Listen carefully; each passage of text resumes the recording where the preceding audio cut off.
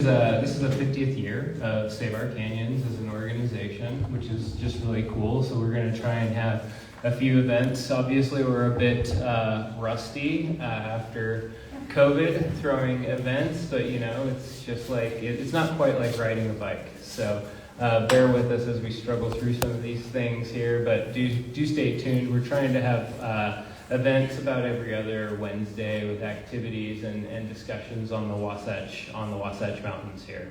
And then we will have an event this fall, I think September 10th, save the date, for our 50th anniversary party at the Natural History Museum. It should be a fun night. Yeah, I mean, just 50 years is a huge milestone, I think, for this organization, and it wouldn't have happened without our members, our supporters, and our community who are really passionate about the Wasatch Mountains. And see, yeah, we got some cool stickers. Show them in the back there, Captain. Yeah, so pick up some of the cool Save Our Canyons 50th anniversary stickers. You know, there's so many places that we enjoy in the Wasatch Mountains, and we're able to enjoy them because of the community that's organized to protect them. I think every encounter you've had with wildlife species that inhabit every wildflower you see in the Wasatch is really a testament to the people who have fought to protect these places, because over that 50 years there's been just a parade of horrible ideas proposed on these mountains, and it's not looking, the forecast, putting my weatherman cap on, the forecast looks like there are going to be a lot more, from gondolas to gravel pits, which is the topic that we'll be talking about tonight a little bit. In addition to some of the advocacy and policy work that Save Our Canyons does, we also do stewardship projects throughout the Wasatch, working on trails, picking up trash in the canyons. We've started just a few years ago leading and educating youth, particularly at Title I schools throughout the Salt Lake Valley. What we've learned through this is there's a lot of kids that live in this area, and we talk about how close the Wasatch Mountains are to an international airport, yet there are thousands and thousands of kids who don't have the opportunity to get up into these mountains. And Save Our Canyons, our staff, our volunteers, have been with a lot of these kids as they've seen their first wildflower or seen a moose for the first time up in the Wasatch Mountains. And it just, you can see that connection and that bond with this incredible place just happen in real time. So we're trying to just educate those kids about the Wasatch Mountains and how to be stewards of this magnificent place going forward. And that's through our Save Our Canyons Kids program that we're doing that work. There are a few other opportunities I just wanted to make everybody aware of coming up right now. Tomorrow night, there's an open house at Mill Creek City. Salt Lake County, Mill Creek City, and the U.S. Forest Service are looking to do some quote-unquote improvements in Mill Creek Canyon, potentially tripling the width of the road in the upper canyon, building more parking spaces, and I'd encourage everybody here to just, you know, drop your hiking group, drop your friends a note, get them to that open house at Mill Creek City Hall on 33rd South and 13th East. Tomorrow from 4 to 7 p.m. And what we would love to see in Mill Creek, as we would love to see in all of our wonderful canyons, is improved transit service. So we stop building parking lots and stop giving the wilds of the Wasatch away to parking lots and parking spaces. We need an integrated transportation solution to handle our burgeoning population growth and people that want to go up and enjoy the Wasatch. And we just don't think that you're never going to be able to build enough parking, so we just got to knock it off and get more, take some of the money away from UDOT and give it to UTA to run better buses up and down those canyons. It's worked in so many other places throughout the country. I guarantee it can work here. And then two, Salt Lake City is updating its watershed management plan. The last management plan was done in 1999, If you've been around here since 1999, you might have noticed a few things have changed since then. There are 3 real areas that they're looking at to update that plan.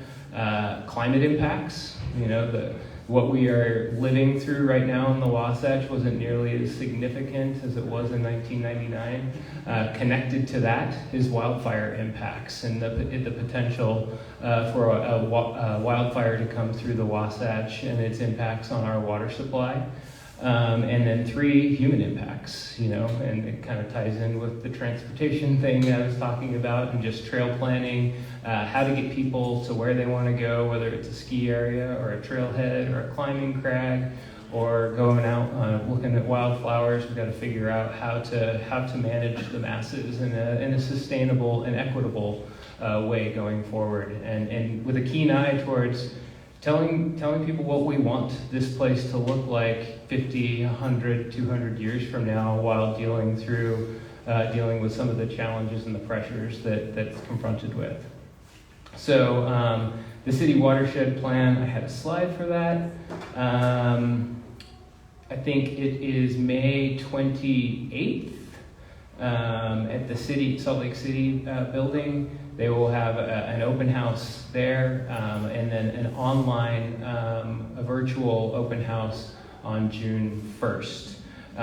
So I would encourage you to check out Salt Lake City Public Utilities page if you're interested, and go to that and advocate for the protection of our precious water resources here in the second driest state in the country. Holy, wow. All right, it only took us like 2 hours, but we got it. I guess all of those other Apple products are basically really expensive paperweights. Okay, and then just happening in the Wasatch. We'd love to engage with and speak with all of you and hear some of those ideas. So don't ever hesitate to reach out. You can reach out to me or Carl at saveourcanyons.org. Shoot a slide to info@saveourcanyons.org. Be part of the community who wants to protect this place. So, I hear the piper playing me off. The drones are going to start. Yes, Pat. This is a pitch, so beware. Carl is the best executive director along the Wasatch Front in terms of conservation and protecting the values I think we all share. And so, Save Our Canyons, I knew Gail Dick and I know Alexis. They are paragons of what we need to do. And Carl is continuing on that. So, donate. Thanks, Pat. Thank you. Thanks for all you guys do too. So let's talk about Parleys. And I think real quick. Oh, you can leave it on that slide, Alex. Thanks. So last November, just kind of a little background for everybody. Last November, right before Thanksgiving, there's this trend as I've been working in the Wasatch, right before a holiday. So my least favorite times of the year, just for the record, because bad ideas come out right before holiday weekends. Thanksgiving is one of the worst because they can squeeze in a comment period, both Thanksgiving and Christmas, just to spoil everybody's holidays. And yes. The meeting used to announce is on the holiday weekend. There you go. Whether we're destroying it or protecting it, it's always on a holiday weekend. I think Memorial Day, 4th of July, they love 4th of July and 24th of July, and I'm pretty sure that's when the UDOT announcement for Little Cottonwood's going to come out. Sometime right around the 4th of July, so that they can shoot off fireworks at the same time when they announce their decision. So shortly before Thanksgiving, a developer kind of initiated a proposal to the Division of Oil, Gas, and Mining to start a 650-acre gravel operation in Parley's Canyon, kind of up and across from the existing gravel operation, which this gentleman now also owns 50% of that mining operation on the north side. And so, it's gone through the Division of Oil, Gas, and Mining process, and they've essentially, they accepted and denied the permit. It's very confusing and obtuse and not very clear process. But they withdrew they allowed the applicant to withdraw the application because he said he wanted both a small mine, because the threshold to cross to get that small mine is much smaller than the large mine. But he also said that he wanted a large mine at the same time. So they had denied that application because they're like, well, you clearly want a large mine, not a small line. You want the process for a small line, but you want the operation of a large mine. And so we went through the Division of Oil, Gas, and Mining. They allowed them to withdraw those, unsee everything that you've seen thus far, and it's just going to be a 10-acre mine, okay, folks? There's nothing more than that. And so they're allowing him to resubmit as a small mining operation. In the interim, Salt Lake County passed an ordinance, I think almost unanimously. There were a few votes that didn't support passing that ordinance to prohibit mining in the Foothills Canyons overlay zone, which is a protective zone that protects the Wasatch and some of the Ochre Mountains in Salt Lake County, and ban it also in the Forest Recreation Zone, which is a zone that exists underneath that Foothills Canyons overlay zone. That prohibition is on the books. We learned just late last week, early this week, that he's filed a lawsuit against Salt Lake County saying that ordinance to prohibit mining is illegal because back in 2019, your wonderful Utah State Legislature passed a law that said gravel is critical infrastructure to the state and that counties cannot prohibit its extraction because it's so important. More important than public health and wildlands and open spaces. If we could get the state of Utah to say that water, forests, wildlife are as important as gravel, we'd be in a great spot. But we're not quite there yet. So that's just kind of some overview. One thing we know about gravel operations is we've lived in basically a ring of gravel operations here in the Salt Lake Valley, from when you enter on the north end, whether you enter on the south end, whether you enter from the west end, and whether you enter from the east end. There are gravel operations that flank every entry to this valley. And we see the dust. We see it all over our homes. We see it all over our businesses. We see it all over our vehicles and our bikes. And, it's just, we had a really wicked dust storm just a few weeks ago coming off. They said that dust came from Nevada, right? And so dust, climate change, drought, these have significant impacts, not just to our environment, but to public health. And so we wanted to bring some experts that we're so fortunate to have living in our community to talk about the impacts of dust. What does increased dust mean to the Wasatch Mountains? What does it mean to your health? And what types of things can we do to start regulating dust to protect some of the precious resources that we're all reliant on, like clean air and clean water as a community? So I'll stop here shortly, but I just want to introduce the two panelists that we have with us tonight. So Maura Hahnenberger, PhD, is an associate professor in Geosciences department at Salt Lake Community College. At SLIC, she teaches and advises in the atmospheric sciences and geography programs in both face-to-face and online settings. Maura is the founder of Water Girls and Dust Kids outreach programs, which teach students about water quality and the science of dust. Her research focuses on dust storms in the western U.S., including where the dust comes from, what weather systems make it move, and its impacts on air quality. She received her BS and MS in meteorology and a PhD in atmospheric sciences from the University of Utah. And at home, Maura has a husband, a 4-year-old son, 2 dogs, 1 cat, 8 chickens, and an unknown number of fish, and a big garden. So just give Maura a warm welcome.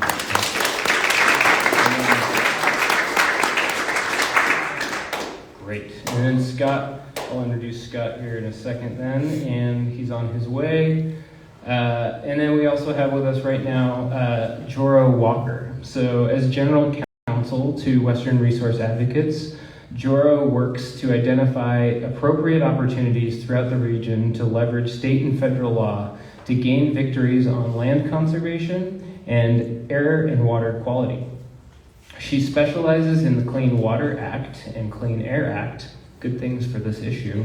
For example, by challenging proposed discharges that threaten Great Salt Lake ecosystems, contesting air quality permits issued to coal plants in oil and gas refineries, and work to ensure that Utah quickly adopts and implements a plan that will bring the Wasatch Front into attainment with national health-based air quality standards. Sounds like an excellent idea. Joro joined Western Resource Advocates in 1999 as the Utah Office Director. Previously, she worked as a private civil rights law firm specializing in federal, inmate, and First Amendment rights litigation and Utah constitutional and state civil rights law. She was also Associate Director of the Wallace Stegner Center at the University of Utah College of Law. Joro was the 2005 winner of the Yves Rocher Foundation's Women of the Earth Award. In 2008, Joro received Friends of the Lake Award for her efforts to protect the Great Salt Lake. And in 2013, the People's Attorney of the Year Award for her clean air advocacy. Some of her favorite things about the West are powder days in the Wasatch Backcountry, Utah slot canyons, sunsets over the Great Salt Lake, canyon country vistas, backpacking above 8,000 feet, and western birds and wildlife. So please welcome Maura. And I'll give Scott's bio here just because he'll probably wander in here. Dr. Scott Williams was raised in Salt Lake City and has lived in Utah much of his life, with stints in Eastern Canada and Wisconsin. He received a BA degree in American Literature from the University of Utah, and then went to medical school and residency in pediatrics, obtaining a Master's of Public Health along the way. He was on the faculty of University of Utah's Department of Pediatrics for about 10 years, caring for children in various clinics that served Navajo migrant workers and inner city families. He then served in various executive positions at the Utah Department of Health during a 3-year term administration of Governor Michael Levitt. After that, he was the Chief Medical Officer for the Mountain Division of the Hospital Corporation of America for 8 years, supporting physicians at 10 HCA hospitals in Utah, Idaho, and Alaska. He retired at the end of 2021 after 4 years as the Executive Director of Healthy Environmental Alliance of Utah, or HEAL Utah, as many of you might recognize them, and a nonprofit environmental policy and advocacy organization focused on clean air and clean energy. He has 3 grown sons, 3 small grandchildren, an avid cyclist, swimmer, and hiker. So I'll reintroduce him quickly when he shows up. But for now, I'd like to turn the time over to Maura.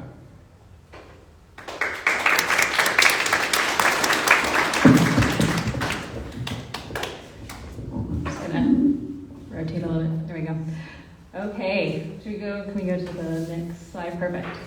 So I study dust, and really what I want to talk about today is why we should think about dust, why we should care about dust, and I'm going to really focus on 3 key questions that I'll get to in a moment. But before I do that, I want to just acknowledge 2 kind of organizations. So one, I'm an associate professor at Salt Lake Community College, so I appreciate their support. And then also I am part of a group of scientists that we call Dust Squared, which stands for Dust Across a Desert Urban Summit Transect. So I'll talk a little bit more about Dust Squared as well. Okay, go to the next slide.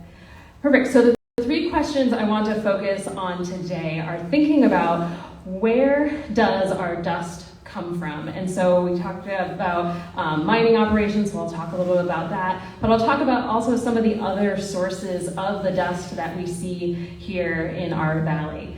The next second question is, well, where does that dust go? So where is it coming from, and what are kind of we call them transport pathways that get the dust from where it's being produced to where people are, or I'll also talk about to the ecosystems in our canyons and in our mountains. And then the third question is, well, what is the impact once that dust ends up there? And so I'll touch on briefly some of the health impacts, but Scott will go into more depth on that. And then what are the impacts on our snow and on our ecosystems? Okay, can you go to the next slide?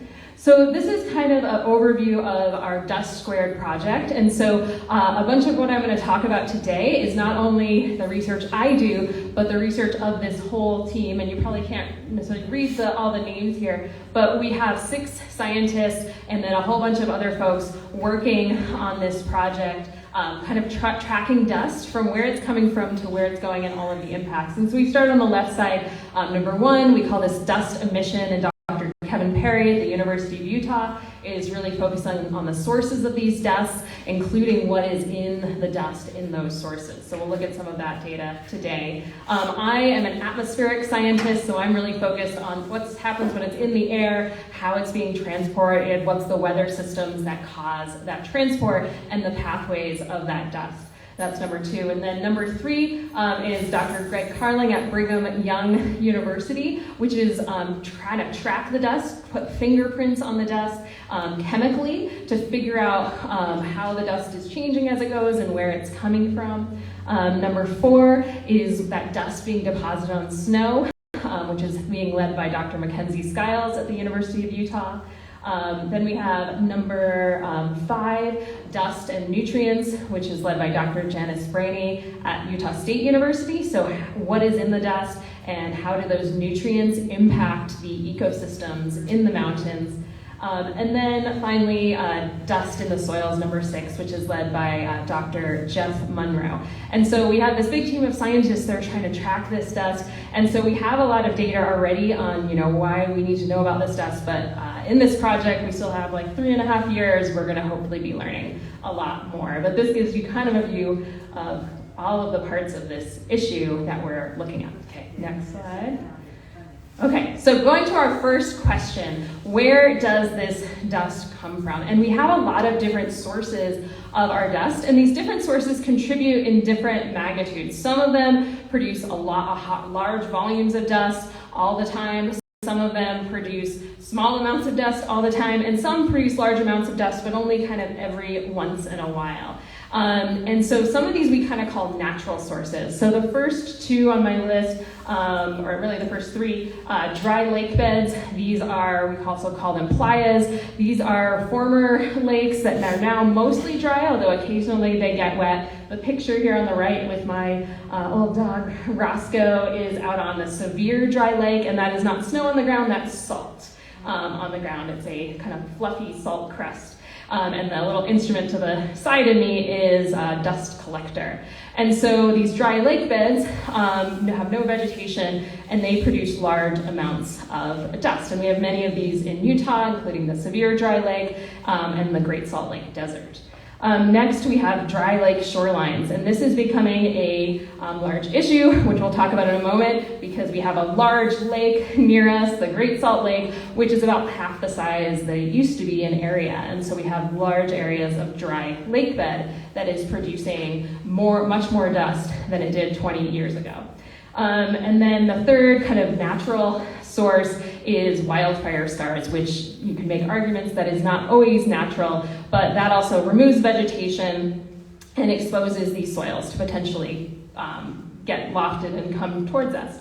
The other ones on my list are not kind of natural sources, they're kind of more human sources. And so we have mining operations like the Parley's Canyon mine, We have, like we already mentioned, we have Point of the Mountain, North Salt Lake, and in Parley's we already have these sources that are producing dust regularly to our populated areas. We also have agricultural operations, which isn't as much of an issue within the Salt Lake Valley. However, we get dust sometimes from agricultural areas that are further away. We had an event about 2 years ago where we had dust all the way from some fallow agricultural fields in Idaho. And then construction sites, which are usually small sources, but still can have a big impact to the local areas.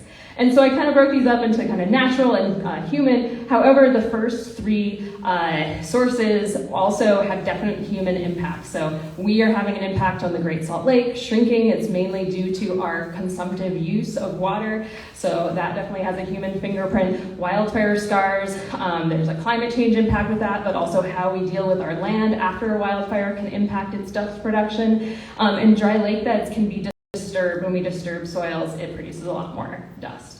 Okay, let's go to the next slide. So I'm gonna, for time, we're not gonna look at every possible dust source, but I'm gonna focus mostly on the Great Salt Lake because that's one of the bigger dust sources that is close by. And so here are some satellite images from kind of a high level of the Great Salt Lake in 1988, and then our kind of recent low in September 2021. And so we have about 800 square miles of exposed shoreline now, and that is producing dust. We are expecting this coming fall to have a new record low because our inflows of water are not enough to kind of rebound that back up. So we expect to have another new record low, which means more exposed shoreline. Okay, go to the next slide. And I should skip this one. Let's go to the next. Okay, so does every part of the Great Salt Lake bed produce dust? The good answer, the good news is no, because a lot of the shoreline has what we call a crust. And these crusts vary. Some of them are very salty, some of them are just kind of soils, but the more crust you have, the more that protects that from being lofted and dust. So we have on the upper left a very thick crust greater than 1 centimeter, that's very protective, a moderate crust, which is somewhat protective, and then a shallow crust, which is, if it's intact, it is protective from producing dust. However, it can be disturbed very easily. And then we have some areas where there's no crust, and those no crust areas are really what are producing most of the dust. But as I said, if these crust areas are disturbed, what can disturb them? Walking on them can disturb them a little bit. Driving on them is a bigger disturbance, or potentially bigger operations like mining, where you're disturbing larger areas with large machinery, that can disturb these soils a lot. And so there on the Sevier Lake, where I did my PhD research, there was a proposed potash mine in that area, which could potentially disturb those soils more and produce more dust. Okay, so let's go on to the next one. So question number 2, where does this dust go? And so in this image, this is just one example of kind of the wind flows during a dust event. So I have to have a little bit of an explanation on what this image on the right is. This is what's called an air footprint. And so this was created at the time when we were having a dust event. So kind of where the triangle kind of goes together is Salt Lake City. And this was a model that looked at, well, where did our air come from during this event? And this helps us to track the sources of the dust and where that dust is coming from that is impacting Salt Lake City. And so in this event, the air was mostly coming from the southwest. And so it's not saying that the dust is coming from all of those orange areas, it just means like that's where the air was coming from. So that can narrow it down. And so this is what we call a prefrontal dust event. So we get strong winds in Salt Lake City at two main times, which is before a cold front comes in and after. And so before, we call these prefrontal, and this is warm winds from the southwest. And then after is post-frontal, and I'll show an example of that in a moment. And so in Salt Lake City, to get a lot of dust, we need strong winds, and so it's usually prefrontal from the southwest or post-frontal from the northwest. So for this kind of regional transport of dust from these large dry lake beds or the Great Salt Lake, it's usually southwest or northwest pathways. However, for these smaller sources, like mines, agricultural operations, the transport could really be in any direction. And so down on I-15 last summer, near kind of Beaver and Fillmore, we had a really, really tragic event that was caused by dust. And so we had an agricultural operation that was located just east of I-15. And there was a thunderstorm over the mountains east of that. And as the thunderstorm kind of fell apart, it caused some strong winds that came east to west, and it picked up dust on this agricultural area. It was a cattle operation, and that dust came across Interstate 15. This caused a chain reaction crash that led to 8 fatalities. And so this was a really, really tragic event. People weren't really expecting it to happen because the wind flows in that area are usually not from the east. But it just happened. We had the right type of storm in the right position. That we got these strong winds from the east, and it caused that really low visibility and that crash on Interstate 15.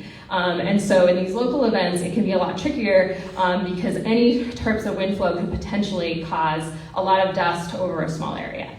Okay, let's go to the next slide. So here is an example of a post-frontal dust event. So this is from February 5th in 2021, and this event got quite a bit of news attention because it created muddy snow. And so it's a little bit hard, you can't really see it on this image, but the car on the lower right-hand corner is a white vehicle that, if you zoom in on it, is all brown. And that's because we had this muddy snow fall in it, which is basically the snow came down and captured that dust, and it ended up on everyone's cars. So there were these huge lines at the car washes after this event and several news reports. And so where did this dust come from? This was what we call a post-frontal event. So it was coming winds from the northwest. And it's a little bit hard to see where we are in that satellite image on the left, but the circle is over the northern part of what we call the Great Salt Lake Desert, which is west of the Great Salt Lake, and the northern shorelines of the Great Salt Lake. And that's where the dust came from to our area during this event from the northwest. And then in the upper right-hand corner, you can see this kind of line that goes up into that red area. This is some particulate matter data. This is PM10, so a little bit larger particles. Some the other speakers will be talking about those a little bit more. Basically when it gets up into the orange or reds, it's very hazardous for people's health. The higher it goes, the more hazardous. And so in this event, where we had particulate matter levels of like almost 500 parts per million, where the EPA standard is about 150. So health impacts with this event as well, in addition to your dirty car. Okay, next one. So last topic I want to touch on is, well, what are the impacts of this dust? And so I'm going to just mention the health impacts briefly, but Scott will talk about that quite a bit more. And so for humans, the size of the dust matters. So some parts of the dust are large particles, which mostly get caught in your upper respiratory system, whereas the smaller particles go deeper into your lungs. So the size of the dust does matter, and that's something we're looking at in our studies. The composition of the dust, which I will talk about a little bit in a second, we're not really sure. There's not as much research on the dust composition, but there are potential elements, chemicals, metals that are elevated in some of our dust that possibly could have additional health impacts, but there's limited research on that right now. And so then on natural environments, which I'll talk about a bit more, the composition of the dust absolutely matters, because when it falls on the ecosystem, what nutrients are there matters, but also the amount of the dust. Is there more or less? And so we'll talk about dust on snow, which is a big impact for us. Also, there's impacts on the ecosystems themselves. And then when that snow melts, there's impact on the water quality and the quantity. Let's go to the next one. So this image here is kind of a brief snapshot. This was from last summer, just looking at how much dust is coming into a bunch of areas around northern Utah and northern Nevada. And the main takeaway from this is that there's a big purple circle in the middle, and that is a sampler of dust in Salt Lake City, and that is the biggest one. So what we're seeing is that while there's dust all around our region, the Salt Lake City area is kind of this hot spot for dust. We're kind of surrounded by dust sources, both kind of the natural ones, the Great Salt Lake, our playas to the west and the southwest, but also these not natural sources. These mining operations is probably the number one. Okay, next one. And so also one of my colleagues, Dr. Kevin Perry, has done some work around the bed of the Great Salt Lake to look at what is the chemical composition of the sediments that are now exposed. And he did some chemical analysis and compared those to EPA standards for soil. And the good news is most of what he found in terms of those elements was not above any of the EPA thresholds for soil, except for one, which is the one we have up here, which is arsenic. And so he did find that it's elevated for soil samples above this level, and so we don't know really the exposure and how much arsenic people are breathing in, but it's definitely something that should be looked into more, that we do have some of these elements elevated here.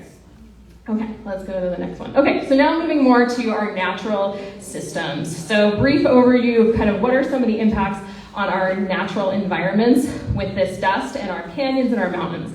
And so first we have the upper left, and so these dust storms are adding, nutrients, adding minerals to our mountains, and particularly going on the snow. And so when that snow melts, it affects the water chemistry in these streams coming down. And so we can actually detect this, that kind of the base flow of streams has a different chemical composition than our runoff when we have that dust loading in our snow. The middle one, which I'll talk a little bit more about in a second, dust falling on snow makes the snow darker and causes it to melt faster. We use our mountains as a storage reservoir for our water here in Salt Lake City, and so when it melts faster, that doesn't store our water for later in the season. And so we're seeing that right now. We had, a not great, but okay snowpack this winter, but it's melting quite fast. And so we may actually already be past our peak runoff, which usually occurs maybe in early or mid-June. Also, potentially in the upper right, different types of nutrients that are in that can cause eutrophication of alpine lakes, which is kind of a lack of oxygen due to the growth of different types of algae and bacteria in those lakes.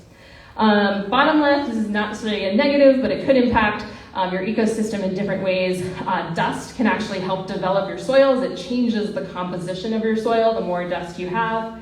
In the middle, it can change the local ecology. It can add new types of organisms to your system, which could be good or could be bad potentially.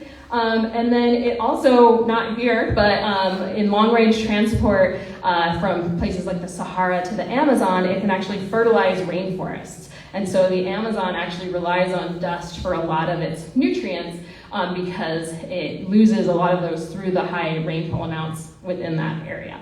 So let's move on to our kind of final thing on the what the impact on our mountains, which is I think probably one of the biggest ones for our area in our central Wasatch Canyons, which is dust on snow.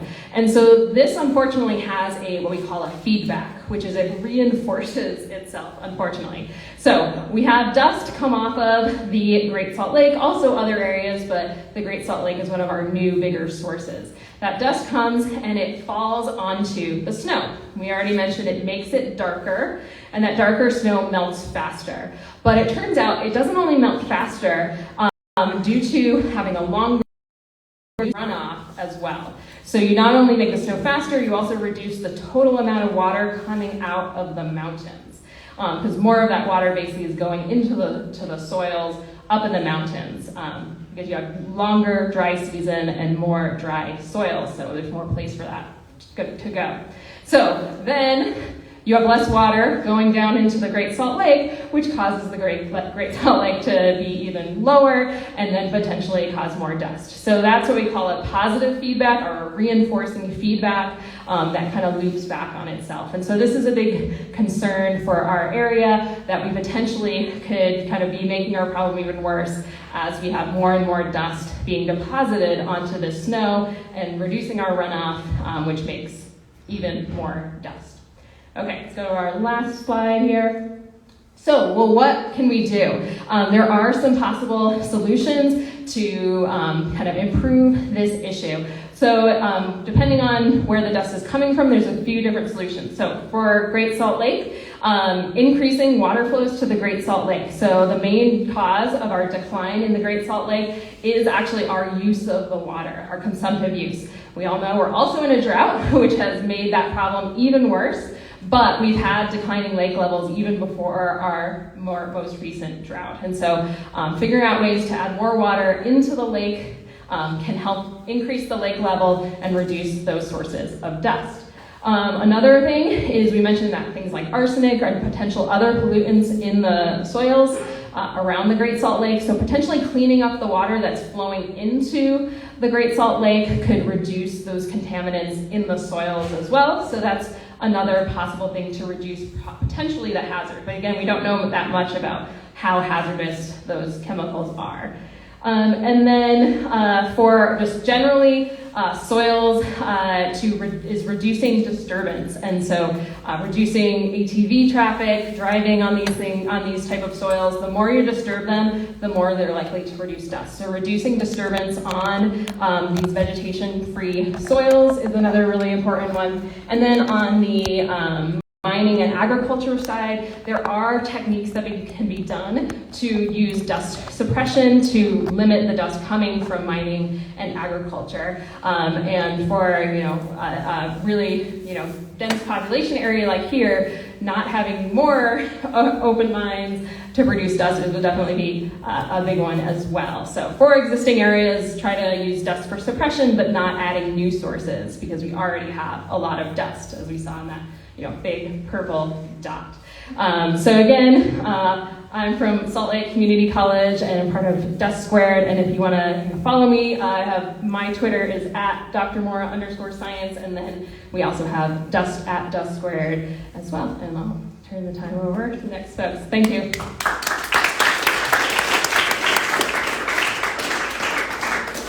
Awesome, thanks. And if you do have questions, we should have a little time here at the end of the forum to take a few questions for the panel. So getting into the next one, I'd like to welcome Scott Williams up. Scott?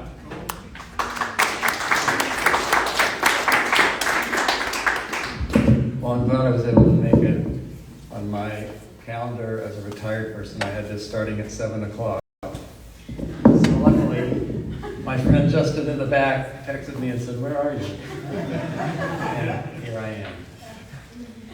I'm really glad you guys wanted to come out and learn about this tonight, because a lot is changing in Salt Lake, and we barely are staying ahead of our air quality issues, and when we have new sources of air quality problems that are proposed, it's like a leapfrog. We feel like we're making progress, and then we kind of go backwards because of new sources. And the source that I'm particularly concerned about as the work I'm doing right now is the new gravel pit that's being proposed in Parley Canyon. So if you go to the next slide. So this is just a picture of the dust that has come off the Harper's Quarry, which is the current gravel pit in Parley's Canyon. That quarry is, the disturbed area of that quarry is about 65 acres, but the operations right now is about 11 acres. The proposed disturbed area for the new gravel pit across the highway and about a mile up the canyon would be about 10 times that big, or 635 acres. So that when you think about how much dust could be generated from something that size, it would take a while to get that big, but eventually it could be that big. And the other thing we know about Parley's Canyon is that about 40% of the time, the winds in Parley's Canyon exceed 25 miles per hour. And that's something that's going to become relevant when Joro talks a little bit about enforcement. So next slide. So the EPA has developed what are called National Ambient Air Quality Standards for 6 what are called criteria pollutants, and that's the list over there on the right. And particulate pollution is what the category that dust fits into. And Maura talked about PM10s, which is 10 microns in size. But the human eye, the naked human eye, can only see a particle down to about 40 microns. So when you see a layer of dust on your car from a gravel pit, that's not the dust we're worried about from the health standpoint. The dust we're worried about from the health standpoint you can't see. But the dust on your car is sort of an indicator that there's finer particulate dust in the air that you're breathing. So the EPA has divided particulates into 2 categories, PM10s and then PM2.5, which is 2.5 microns. 2.5 is a subset of 10. So 10 includes everything, all forms of particulates, and 2.5s are the smallest of that subset of those particulates. And then they also have these other chemicals, these other pollutants that they require states to monitor. And the ones that are in red are the ones that Utah has had the most trouble controlling. And we're considered out of attainment in many of our airsheds for both particulates and for ozone. So tonight we're only going to talk about particulates. But the interesting thing about these particulates is that they interact with each other. So nitrous oxides and sulfur dioxides can react with chemicals in the air, ammonia or volatile organic compounds, and form particulates. So you can have those chemicals undergo a chemical reaction in the air and increase the amount of particulate pollution that we experience in our airshed. If a local area has not met the standards that the EPA has set, they're considered to be a non-attainment area. And if you're in non-attainment for a long period of time, and we've been in non-attainment for a long period of time and have still never incurred the consequences, but the federal government can withhold federal highway taxes from your state if you don't make progress towards meeting your air pollution goals. Okay, next slide. So this is a slide, I think Joro has this one too, that shows you the size of the particulates. So human hair is about 50 to 70 microns. If you get down to 40, that's the limit of what you can see. PM10s are significantly smaller than that, and PM2.5s are invisible to the human eye and are difficult to see even with a microscope. And so that's why the state has monitoring stations all over the populated area that can detect the levels of PM10s and PM2.5s. And we're going to talk about those monitoring stations in just a sec because they relate to what we know about the air quality in our valley. So a micron is about 1/1000th of a millimeter, so that we're talking about a very, very small sized particle. And fugitive dust consists of both PM2.5 and PM10s. PM2.5s in the larger pollutant problem in Salt Lake Valley, PM2.5s are about 25% of the particulates that we're concerned about. 2.5 to 10, the larger particles, are about 75% of the pollution. And the smaller particles can carry farther on the wind than the larger particles. Larger particles can be suspended in the air, the PM10s, for hours and can travel tens of miles. PM2.5s can be suspended for days to weeks in the air and can travel hundreds of miles. Next slide. So Maura showed this slide and showed how different sized particles can get into different parts of our body. PM10s tend to lodge in our upper airway, and so they'll cause you to cough. They could cause you to have an asthma attack. They could cause your blood pressure to go up because your airways are restricting and you're not getting as much oxygen to your lungs. They can cause stress on your heart. But mostly you're experiencing this as an upper airway problem. As you move to PM2.5s, to PM 1.0, and to PM 0.1, they get farther and farther into our bodies. So PM 2.5s are in the upper airway. That puts more stress on the heart. If you have chronic lung disease, it's going to make that worse. PM1s can get all the way down into the alveolar sacs, the small sacs of the lungs. And then PM.1s can get into the blood, through the alveolar sacs, into the bloodstream, and can travel throughout the body. Now these particulates aren't just inert. They can also carry chemicals, toxins on them. They can carry bacteria on them. They can carry pollen on them. So as these particulates get into your body, they are the transporter of other things besides just dust, okay? We know that they also have acute effects, so they can cause heart attacks, they can cause strokes, they can cause miscarriages, and then and that's usually on a day when you have really spiky levels of particulates in the air, the ones where you can look out and see. But by breathing even the lower levels of particulates for day after day after day after day, you can end up with chronic effects. So you can end up with cancer, you can end up with chronic lung disease, you can end up with chronic heart disease, you can end up with low birth weight. And these things happen because you're exposed to this pollution for day after day after day. Okay, next.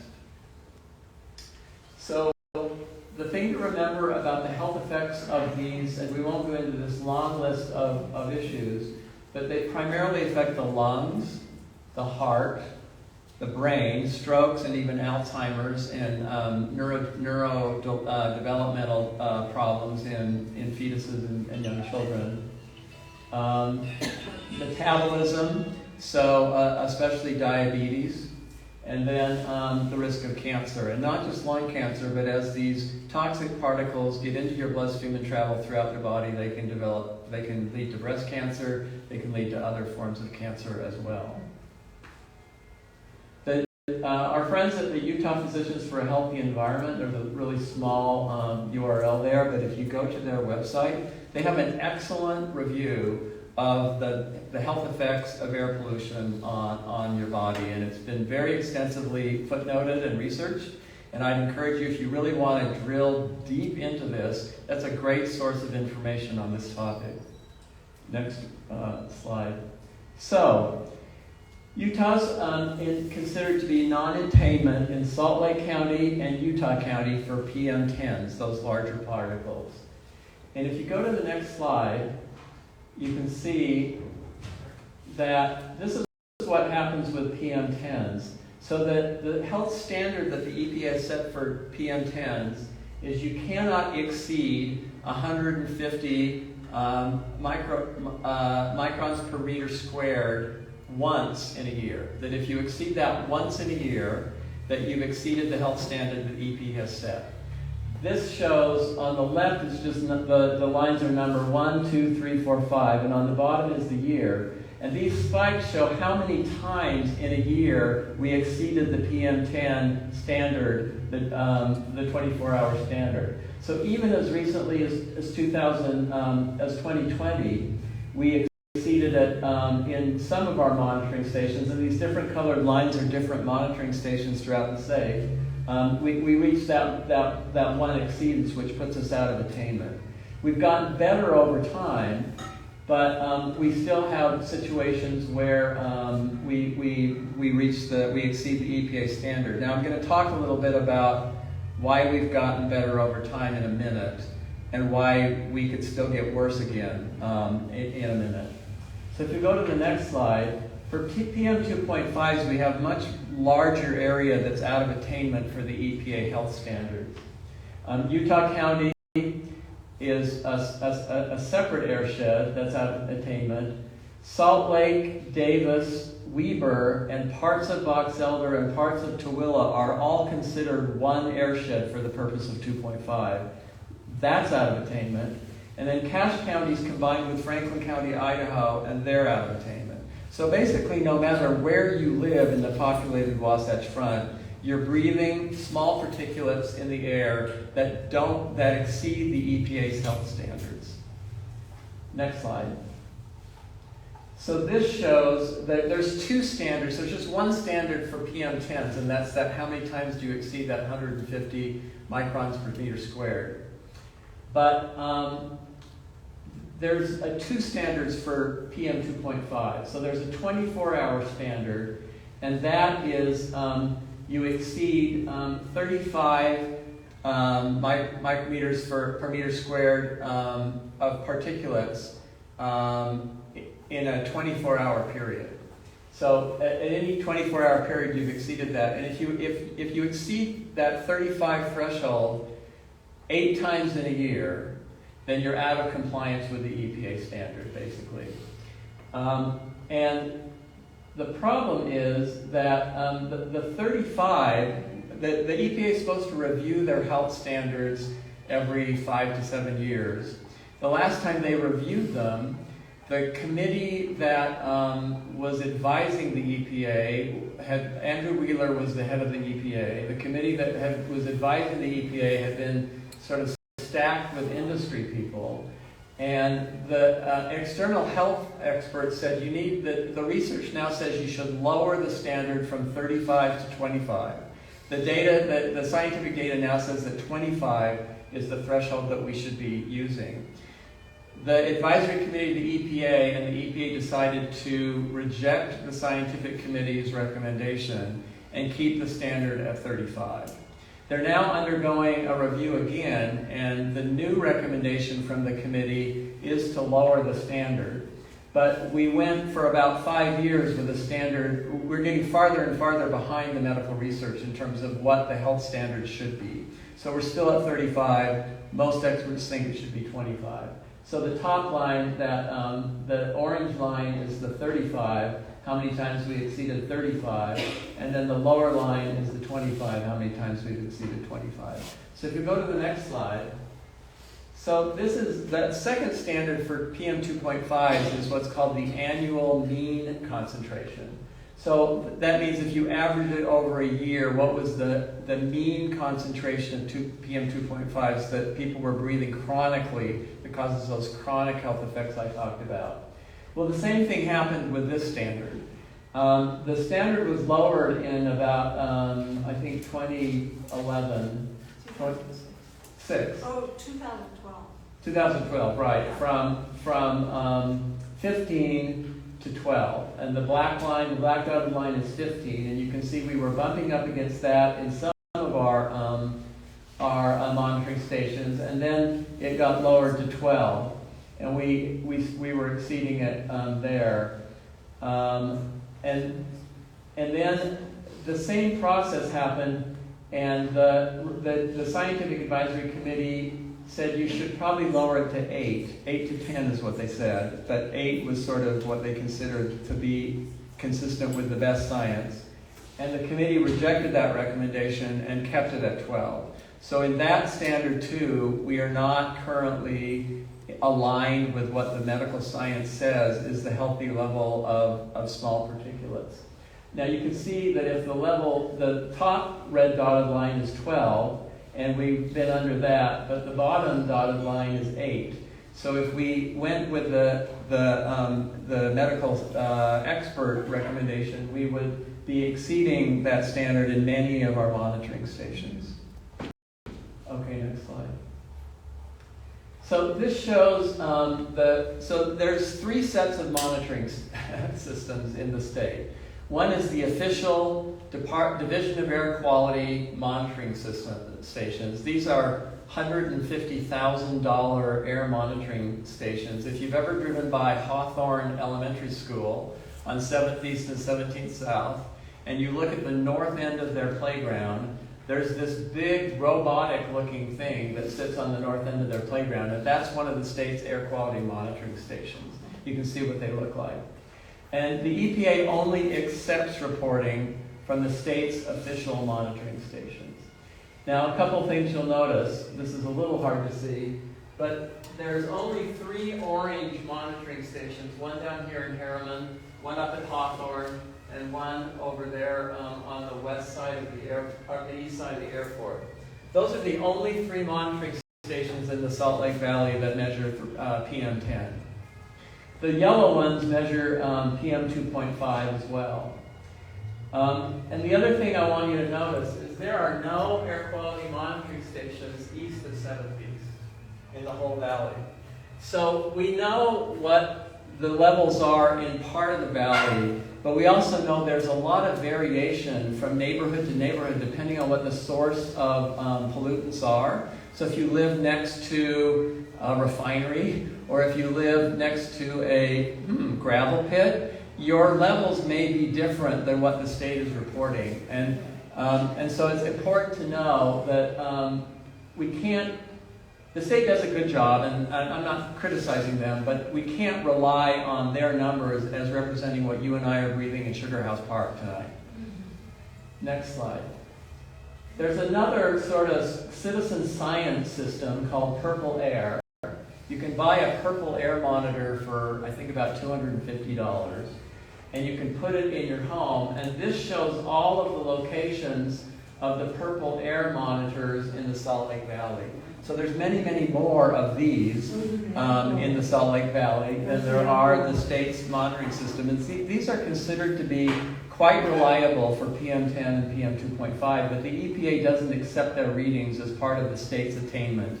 So they help us know what we're breathing, but we can't use them for reporting to the EPA.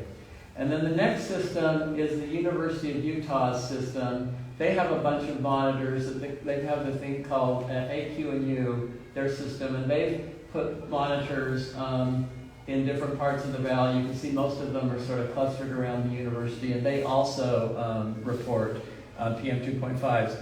Both of these systems, the Purple Air and the university system, they have websites. You can go on there. You can see the readings from these monitors. You can know what the air quality is like in your particular neighborhood. And that's going to become valuable to us with the Parley's project because there's several in Canyon Rim and in Foothill, and we can start watching those and seeing what on windy days what's happening with the Harper's Quarry and how much dust is coming out of that, and sort of model what may happen with this new quarry.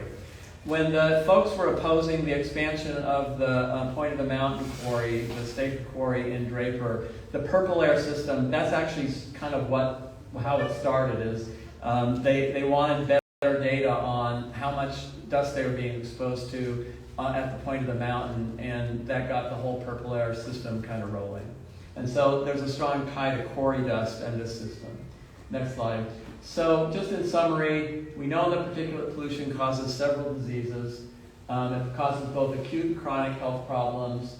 Salt Lake Valley has not met the EPA standards for many, many years. The standards for particulate pollution have not been updated to keep up with the science. Particulates can carry toxic chemicals and other pathogens into our bodies. Gravel pits are an important source of particulates, so we need to sort of be thinking about where to put gravel pits that's going to cause the least harmful effects to people.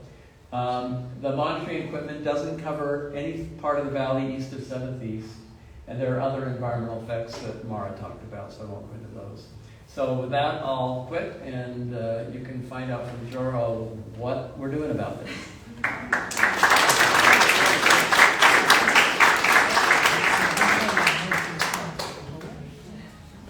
So I'm Joro Walker. I'm General Counsel at Western Resource Advocates, and I'm really glad you're here because I feel like this issue of uncontrolled dust is a significant problem, and organizations like WRA, Sierra Club, HEO Utah, legislators, municipalities have all been working for stronger rules to regulate dust, particularly from gravel pits and other mining operations. And to this day, those flawed rules remain in place. But I really feel like with a concerted effort, we could change the regulations and at least control the sources of dust that we have right now from gravel pits and mining operations. So, next slide. So I'm going to answer two questions. I think you know the answer to the first one already, which is, does Utah law protect public health from dust? And the answer is no. And then second, could Utah adopt rules that would protect public health from dust? And again, I'm focusing on mining operations and gravel pits.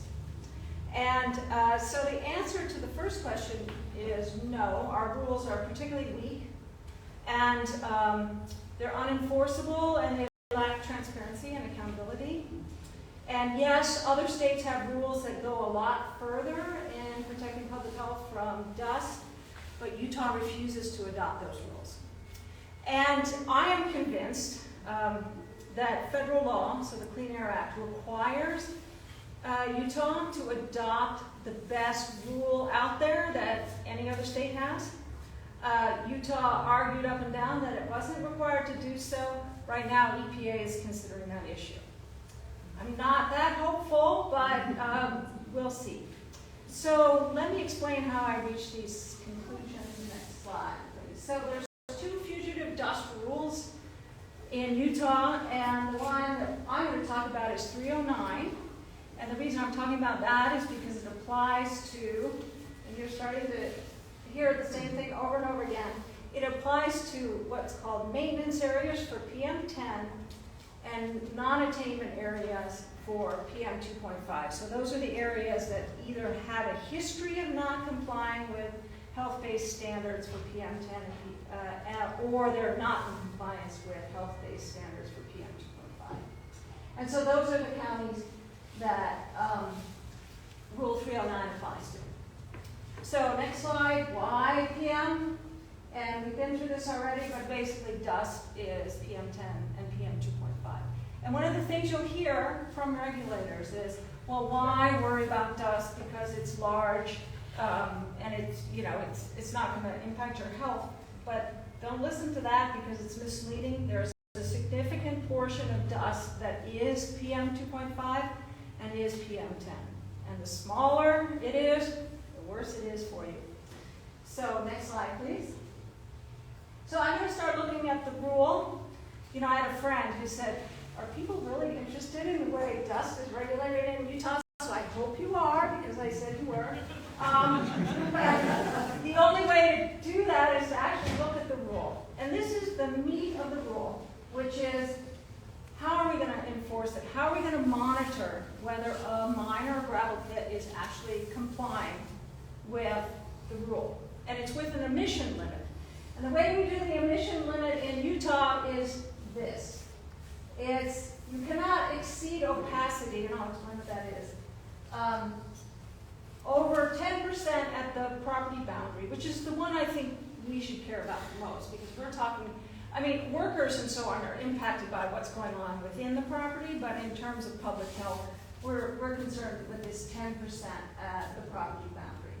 The next part of the rule says, well, and you also have to have a fugitive dust plan. But from my perspective, is a fugitive dust plan any good if it doesn't comply with the 10% opacity limit? And for now, we're going to assume that 10% opacity is an okay limit. We'll start there. So what's opacity? Next slide, please. Opacity is the percentage of a background that's blocked by, in our case, a dust cloud. So you can imagine the thicker the dust cloud, the more the background is blocked. So this is unbelievable but true.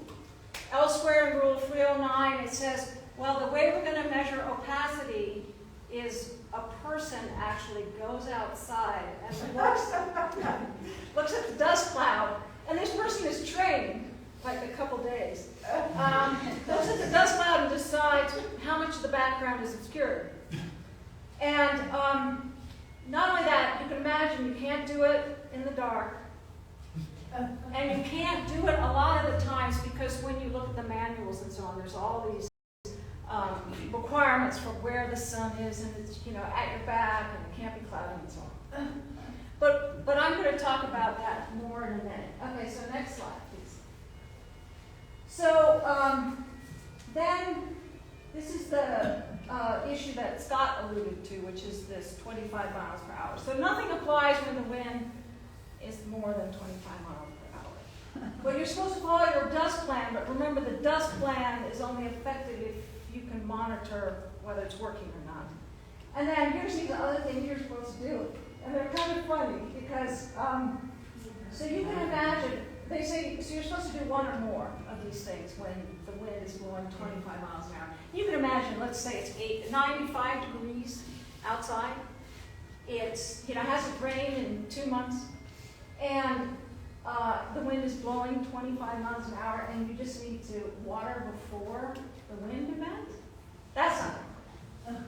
And then, of course, no one does anything at night. I mean, you don't see the gravel pit folks out there watering their stuff at night. So anyway, what I'm saying is it doesn't work.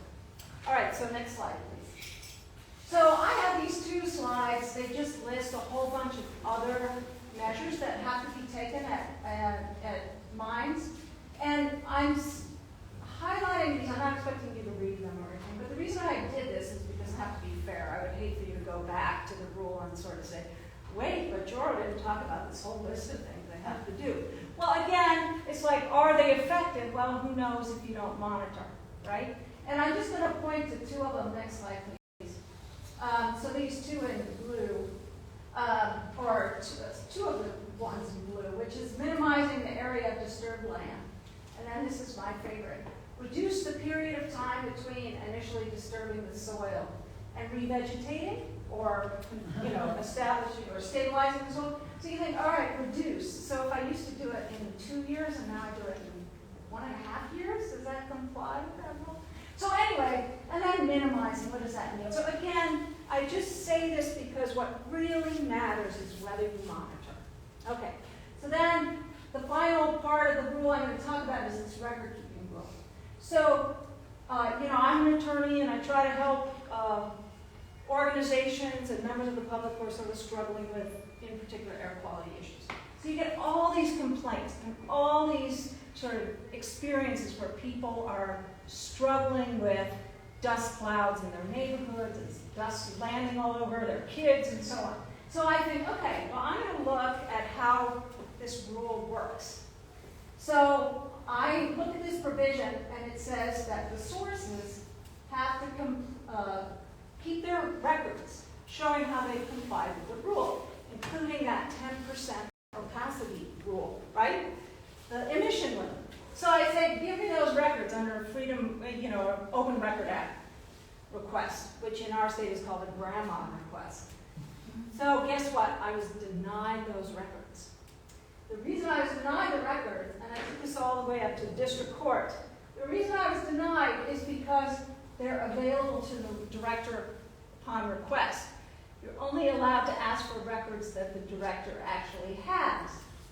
You can't force the director in this case is of the Division of Air Quality, you can't force the director to ask for them, so you can't get access to them.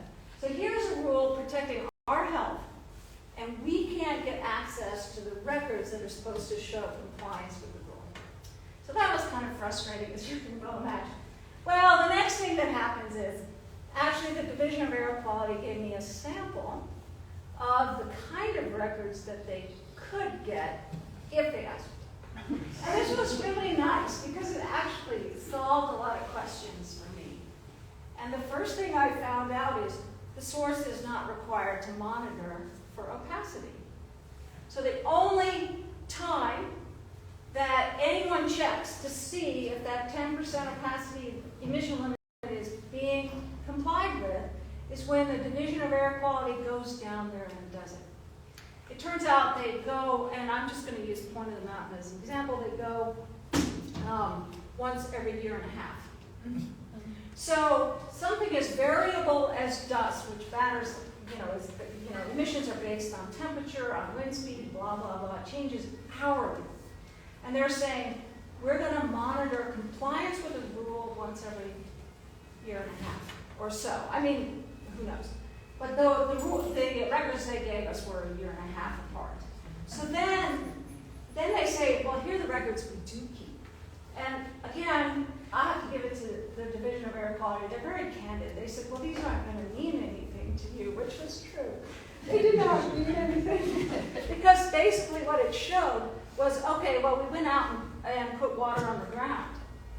And it's just like, okay, it doesn't tell you like how much percentage of the ground that's disturbed they put water on, or what the temperature was, or the wind speed, or anything.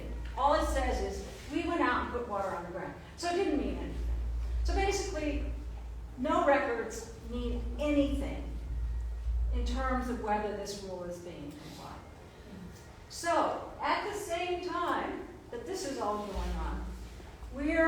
Utah is in the process of developing its state implementation plan in response to the fact that we don't meet the fine particulate matter standard, right?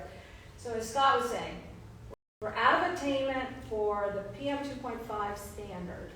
And the response is we have to come up with a plan to show how we're going to attain that standard. So we're in the process of doing that. Well, dust is PM 2.5, right? So we have to control dust as part of that plan. Well, because we're a serious non-attainment area, blah, blah, blah, we have to adopt best available control measures to control dust. That has to be part of the plan. So usually the way you figure out what's best available control measures is you look at other states and you see what are other states doing to control their dust.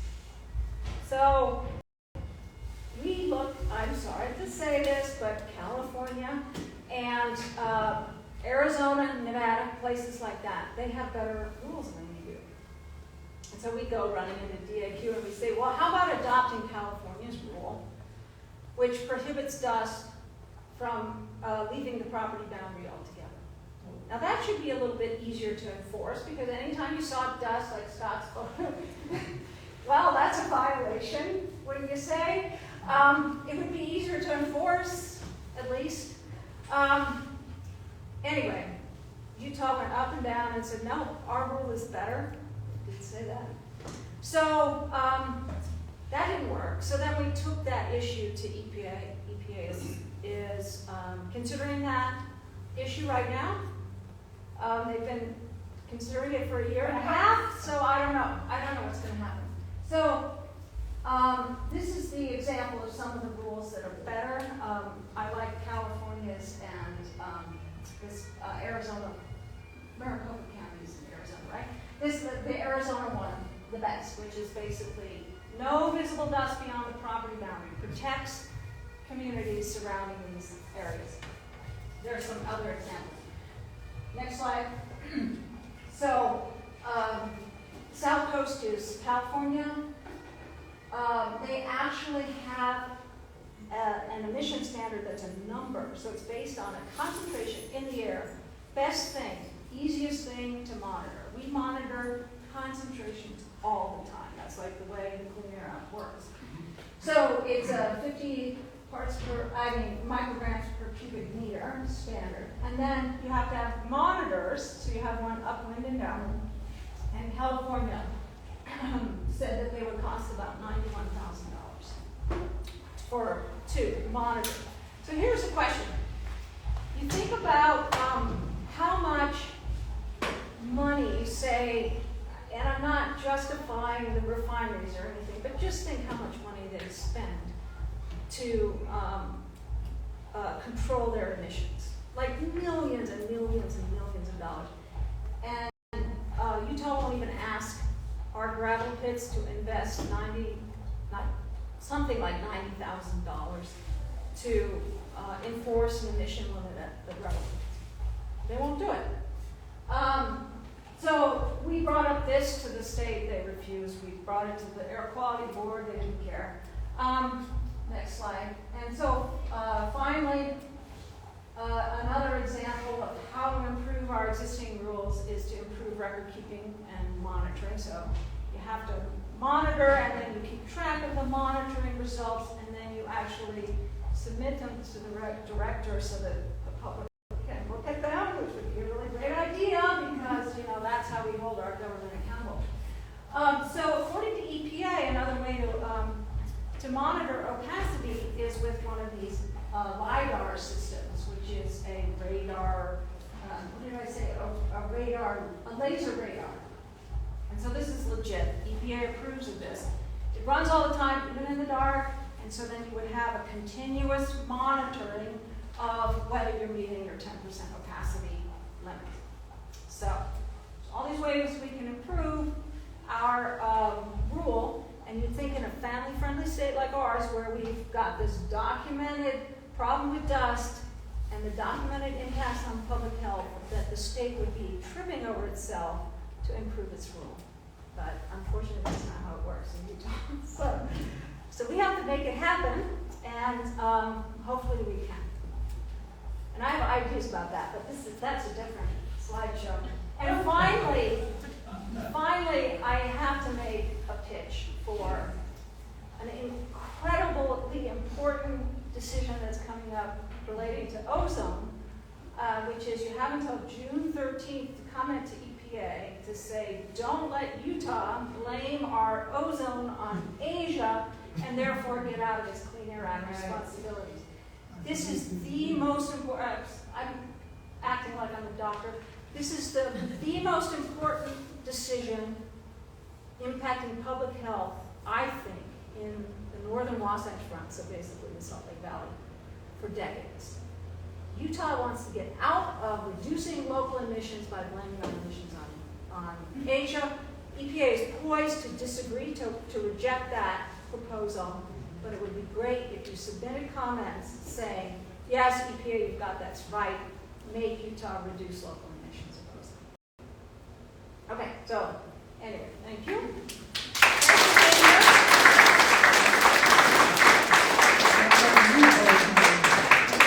What does a LiDAR system cost?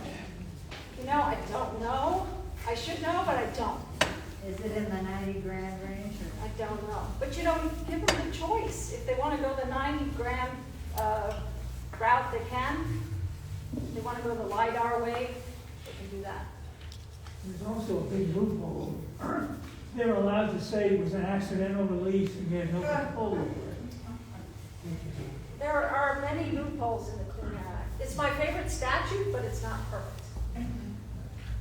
Okay, so we've learned a few things tonight. I'm just going to keep away with the microphone. I know we got a few people online, and maybe there's some questions that have come in there, but it is, thanks for your presentations. It's just alarming to me that my watch probably captures more data on my dog walk every morning than public health officials do for our air quality. So there you have it. I don't know. I'll open it up to questions for folks. Pat, go ahead. Two brief questions. Will the slides be available on Save Our Canyons, provided we attribute them to the people who made the wonderful You guys are presentations? okay with that? Great. Yeah. Yes. A good amount. Joro, I'd be happy to work with you on Grandma, because that's totally contrary to the intent of Grandma. And we're having another fight with the media where government agencies are becoming more secretive. And there are a group of us that are taking that on. And the last question is, with the EPA's non-compliance or non-attainment standard, would that be a basis for stopping the gondola? I mean, this is totally off the mark. I had the same question. Yeah. Did you get the question? Can you sort of go further with that, Matt? How does that apply to that? Well, if the Salt Lake Valley is not in compliance and they're going to create a system that's going to create more pollution, could we stop the gondola on the basis of saying it's going to further Utah into non-compliance? And withhold the highway funds that they're going to use to build the gondola. So there's a provision in the Clean Air Act called conformity, and it essentially says that if you're going to do a transportation project, you have to make sure that it won't interfere with either maintenance or attainment of the standard. So what you would need to do is the Wasatch Front Regional Council models transportation emissions, and you have to figure out if those were modeled in the attainment demonstration. I actually have an answer to this. Into the attainment demonstration, and if they were not, then they'd have to show that you could still maintain or attain the standard even though you have those increased emissions. So this issue is being raised by the Inland Port, for example. So I think you'd have to have a pretty big chunk of emissions to show that you were going to somehow jeopardize either the maintenance or the attainment of the Just a quick follow-up. Do you trust the data that comes out of the Wasatch Front Regional Council? Oh, good question. So, if you don't have alternative data, you have to. So, like we would like to hire a modeler to address ozone in the Salt Lake Valley. So if you want to contribute, so that we can hire a modeler, so that we can, you know, do our own analysis, that would be great. But if not, then basically you have to rely on the state and EPA as sort of the watchdog, and that's your only choice. Okay. I know there's a question up here. Well, I could make a pitch for Purple Air. Oh, yeah. Purple air, yeah. You can go online, and it's www.purpleair.com, and you can look at the map, and there are two types of circles. The ones with the black line around them are indoor values. The ones that don't have the black line around them are outdoor values. You can also set it to be absolute 2.5, absolute PM10, air quality index, and so forth. And they're reasonably accurate. We have an indoor and outdoor one at our house. And I think KSL uses, we keep the Purple Air monitors in their map. And they're about $250 for a meter. The guy who runs his first name's Adrian, I forgot his last name. He's a nice guy. And I know we had trouble with ours. He came out, he said, you need a new one, and while he was at it, he threw in the indoor one as well. I think there are more sites than you showed in whoever had the slide. Yeah, Well, a lot of them were indoor. No, but there are more outdoor ones that they're really all over, and you can zoom in, and you can go right down to the street level. And there's some in Park City, there's some in Pinecrest. Yeah, you can compare immigration canyon. Yeah, but there are very few, but there are a few. And My plenty of picture of that- is west of I-15.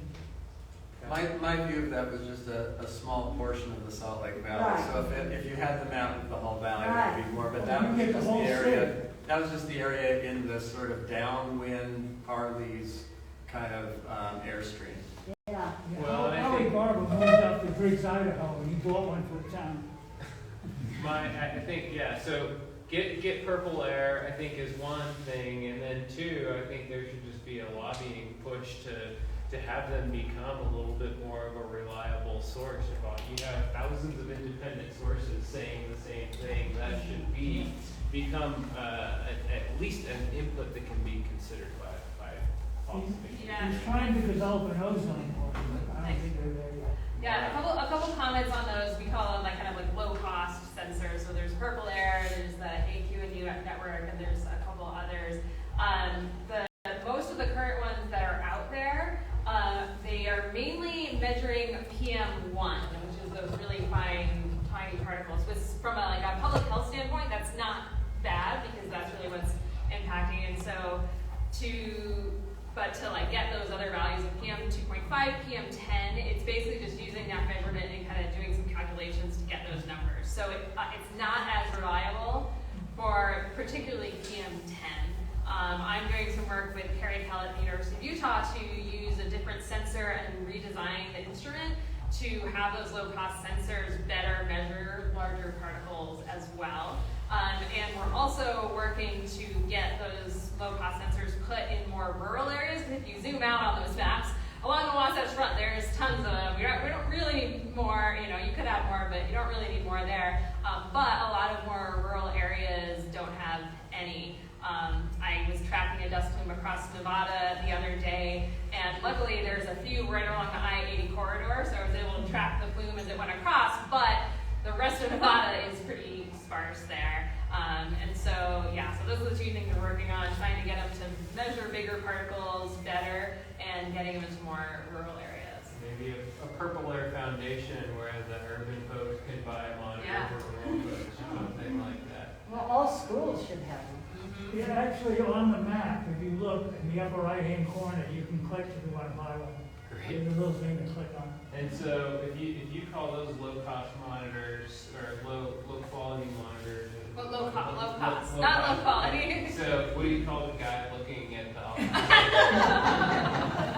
I have a special word for that. I won't say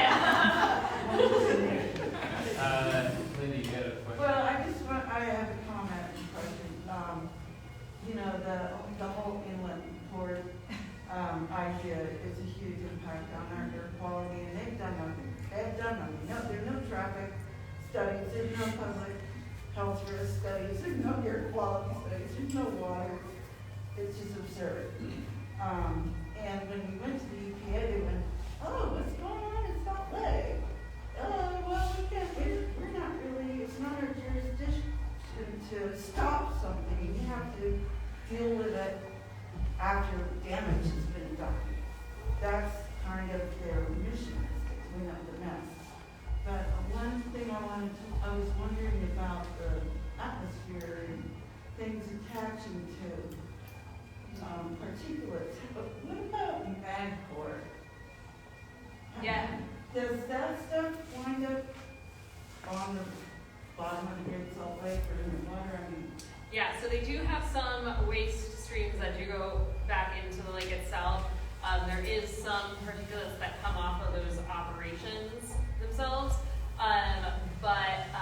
Yeah, we don't have any really like close-up data in terms of like in the air, what's coming off of those operations. Like most of our elemental things are coming from, you know, the shorelines themselves, which, you know, there might be some deposition coming off of like Magport onto the lake bed itself, or it's in the air once it's in Salt Lake City. So we don't really know elementally what's specifically coming from, say, Magport. Magport's excuses it's so corrosive it ruins the instruments.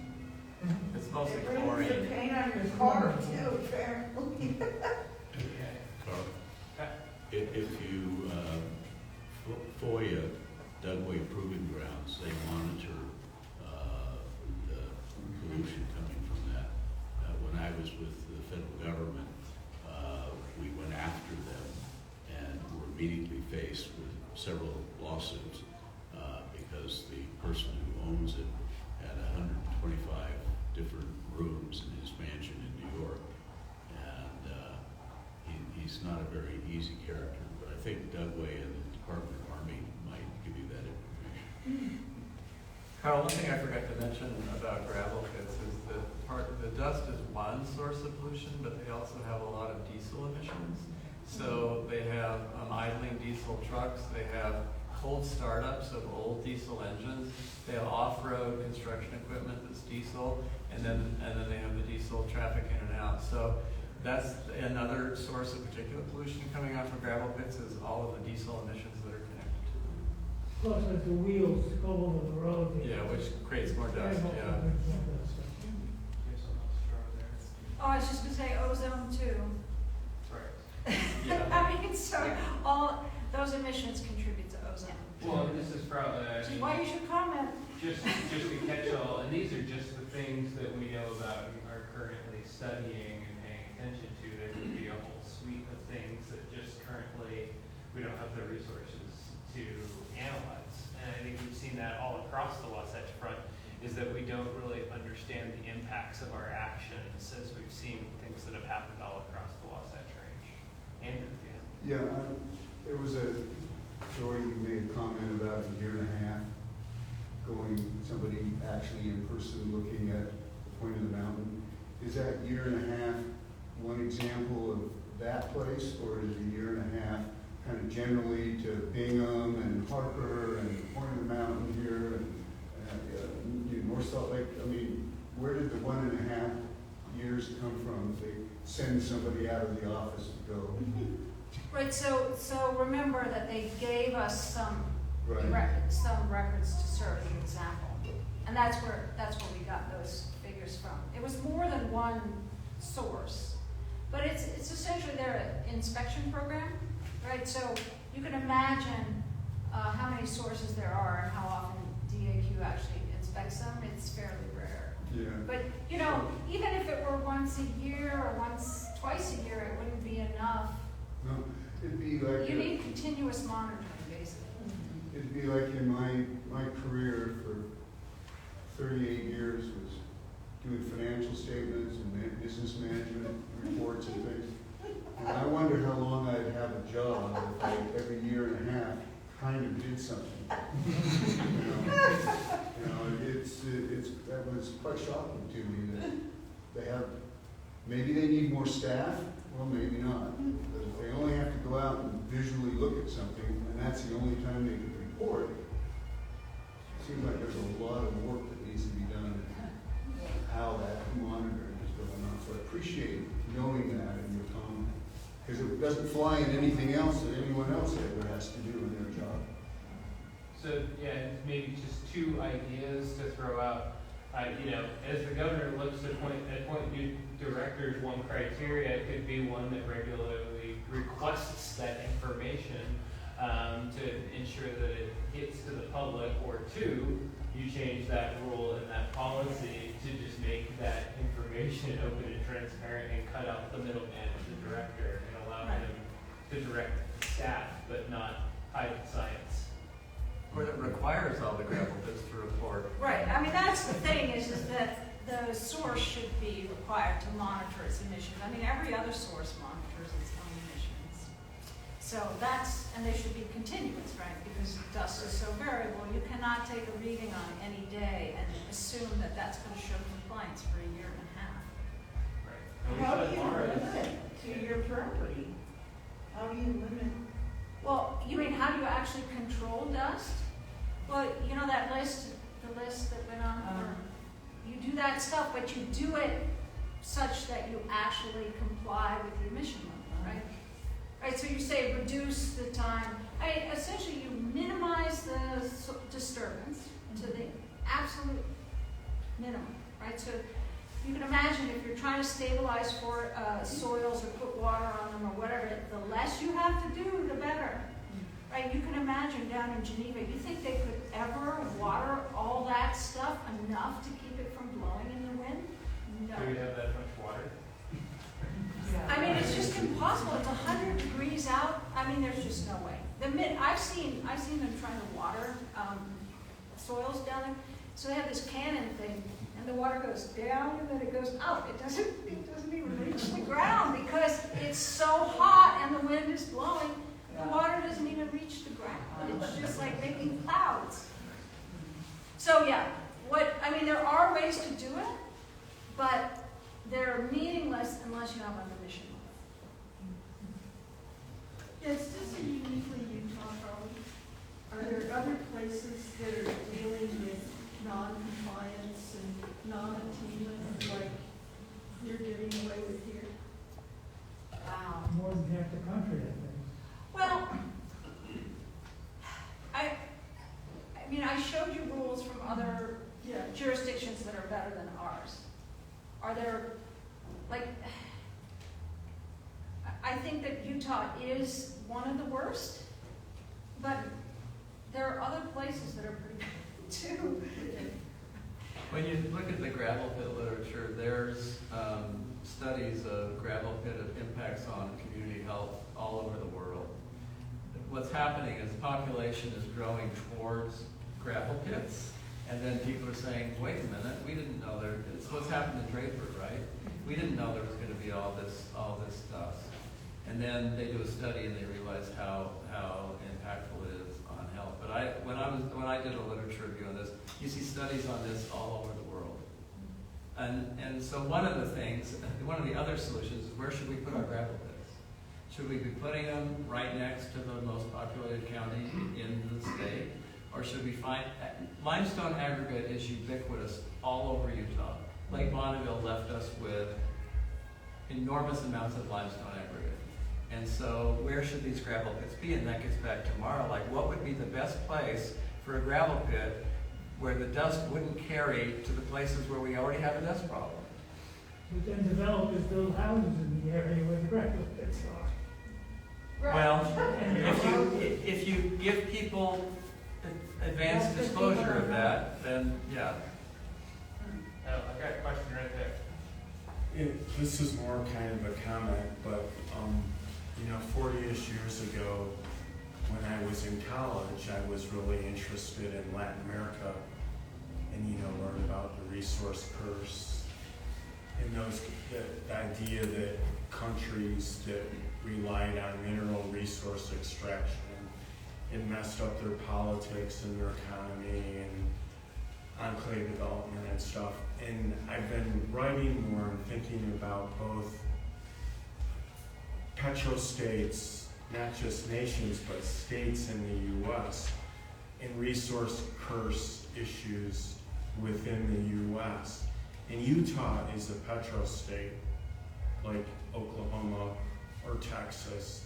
And most of those states, except for California, have pretty bad politics and regulation. And I think that we need to talk about those issues in this country.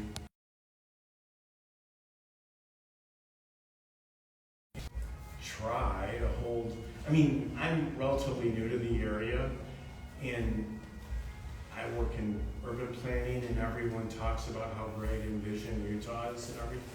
And I moved here believing all that stuff. And it's like, this is the epitome of sprawl. So you can't get a better definition of sprawl than the Wasatch Front. So I've been thinking a lot about the resource curse and petrostate issues at the state scale within a nation, and that includes Utah. I mean, it's a resource-dependent economy, an oil-dependent, fossil fuel-dependent economy, and we're not any better than Saudi Arabia, except that they cut up people. So anyway, it's just a point about narrative that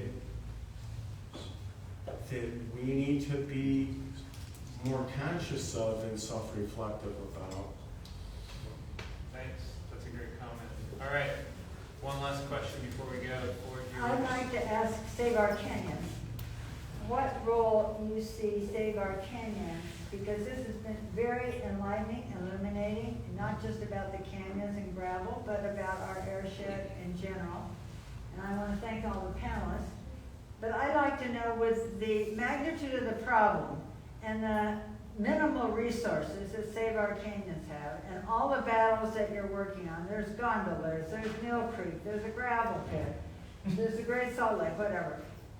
How are you going to focus your energy and to be most effective? How do you see that in sort of the bigger, broader vision, since I'm so glad you're involved. I mean, I got this thing in November. I immediately sent it to Save Our Canyon and say, what are you going to do? And of course, you got busy and did it. I mean, that's why we support you. So my question is, where do you see you interacting with HEAL and Save Our and physicians and mad mothers and whatever? Well, yeah. No, I think this is part of what we're trying to do, is have these conversations, collaborate, and bring in expertise to fill in the deficits but that also we have. legally. But legally, that's where we've retained counsel to help fight. Our most expensive staff person at Jones Waldo, is working on this, and we're trying to be savvy as to where we engage. We engaged in the state processes and knew that there was a weakness in some of that regulatory process, so we engaged counsel to ensure that our members, the communities that are directly impacted by these things, have representation through Save Our Canyons and hosting forums like this. But I really do think, these issues, while they're complex and while they're nuanced, they really do come from a similar place. And I think we're going to start transitioning into holding elected officials more accountable, to provide the information, to back up their decisions that they're making, and to challenge those decisions in the courts. Our board is not shying away from legal challenges, and I think we're collaborating with other organizations to go after those entities, to hold them accountable, but also to simultaneously work with partners to try and change the policies, because that's what we continue to hammer on, is that if you don't get the policy and the standards, when Joro was, I think it was Joro or Scott talking about, well, whether it's the 10% or the board of scientists that are saying, it needs to be 12 or 8 or 6, We have the same issues with water quality in where, the county council reduced stream setbacks from our precious watersheds from 100 feet from development to 50 feet, right? And they're saying, well, that's what the EPA says. And it's like, well, the EPA isn't necessarily, science-based. They're politically influenced. We're trying to help our lawmakers understand the differentiation between science and policy, and we should be aligning standards not to other poor policies, but aligning things to the science where the expertise is rather than where the politicians are. So I think, we need to do more to engage. One thing we got through our community feedback survey is that people want us more engaged at the Hill, and so we're actually embarking on trying to hire somebody to help us do more work at the state legislature on policy issues as well. So, it's advocacy, it's policy, it's research, it's collaborating with other experts, and I think that's what we'll continue to do. And it's been hard the last 2 years when we haven't been able to effectively gather as a people, but it's hosting forums and events to actually get people together and talk about these issues. Thank you. Grace. I have one from online. Someone wants to know, as a community member of Salt Lake City, what can I do right now to currently either help support Save Our Canyons or in regards specifically to the Parley's mine? Yeah, so one thing we need right now on the Parley's thing, as I mentioned, it's a very expensive legal battle because our policies are so poor that we need to try and creatively defend against some of these policies. But two, people need to fund somebody that can help improve the policy framework. And just engaging with your elected officials, talking about these things, writing letters to the editor, controlling the narrative. Pat? Quick comment to answer the earlier question. Getting the environmental groups to coordinate is like herding cats because everybody has a certain niche, and if you try to blend that into another, it doesn't work. And the other thing is get involved in politics. Get the vote out because the idiots under the hill are not going to change until we vote them out of office. Yep, agreed. Well, thank you all for coming. We'll hang around for a few minutes, but if you could maybe bring a couple chairs over into the other room, that'd be super helpful as we